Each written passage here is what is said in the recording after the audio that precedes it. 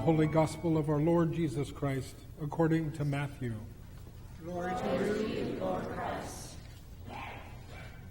Once more, Jesus spoke to them in the parables, saying, "The kingdom of heaven may be compared to a king who gave a wedding banquet for his son.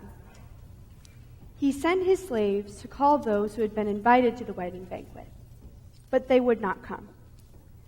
Again, he sent other slaves, saying, 'Tell those who have been invited, look, I have prepared my dinner. My oxen and my fat calves have been slaughtered, and everything is ready. Come to the wedding banquet.'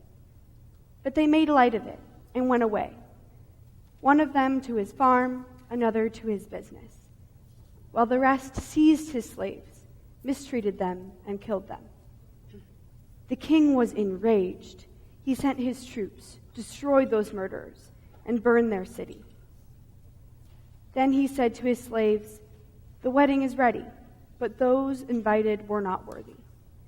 Go, therefore, into the main streets and invite everyone you find to the wedding banquet.' Those slaves went out into the streets and gathered all whom they found, both good and bad. So the wedding hall was filled with guests. But when the king came in to see the guests, he noticed a man there who was not wearing a wedding robe. And he said to him, 'Friend, how did you get in here without a wedding robe?' And he was speechless. Then the king said to his attendants, 'Bind him, hand and foot, and throw him into the outer darkness, where there will be weeping and gnashing of teeth. For many are called, but few are chosen.'"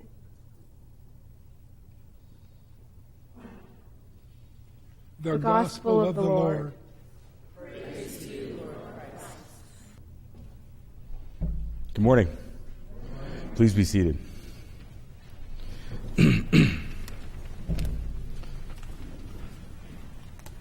Welcome again to Youth Take on Sunday.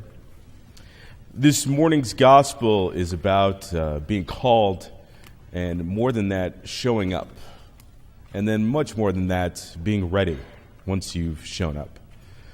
This morning I've invited two of our students who went on our LA City pilgrimage experience this last summer to share with you their experience when they showed up. It's a LA City pilgrimage. We call it a pilgrimage, not a mission trip, because it is a walk with other people. It's not there's no idea that we are going to go and save people. There's not an idea that we're going to show up and solve a bunch of problems. It's rather a conversation with people and hearing their stories and their struggles and how we can be of better help in this world and having that conversation with us. So right now I'd like to invite Emma, Dorris, and Audrey Say.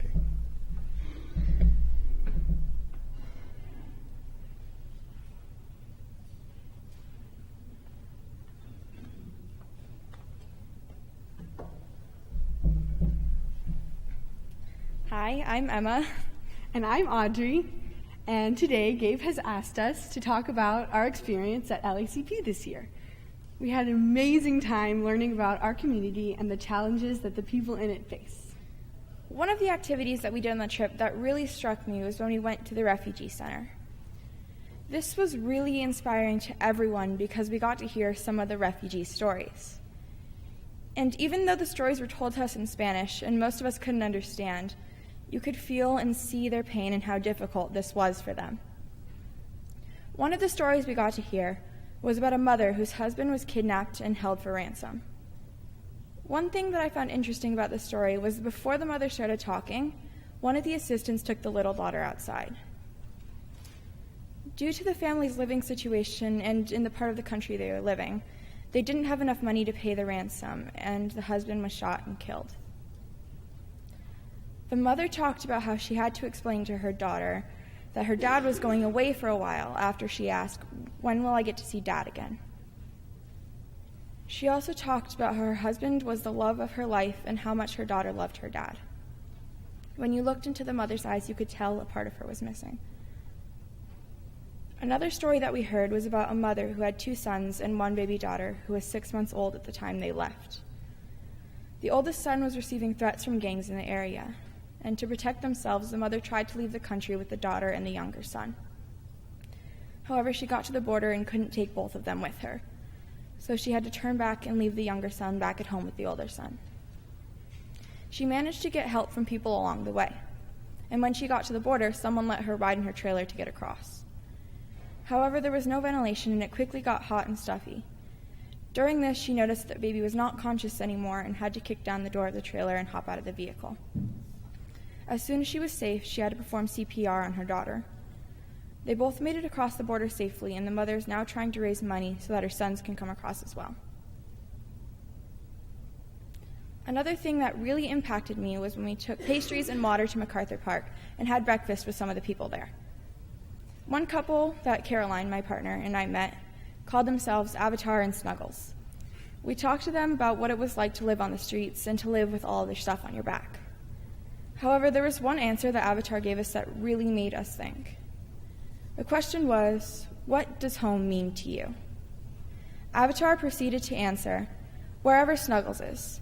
We could be the richest people in the world or lower than we are right now. I don't care, as long as I'm with her. I think that this is a really important lesson to anybody. You don't need a house to be at home. You can find home anywhere, even in somebody you love.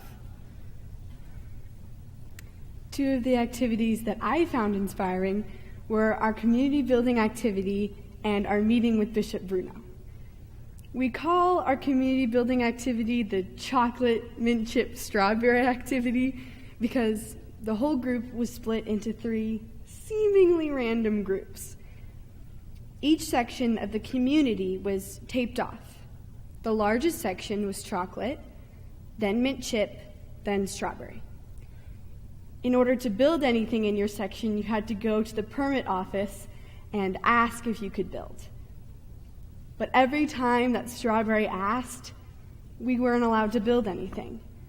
However, every time chocolate asked, they were allowed to build everything they asked for, and they received special treatment. And mint chip was in the middle. They were allowed to build, but not as much as chocolate.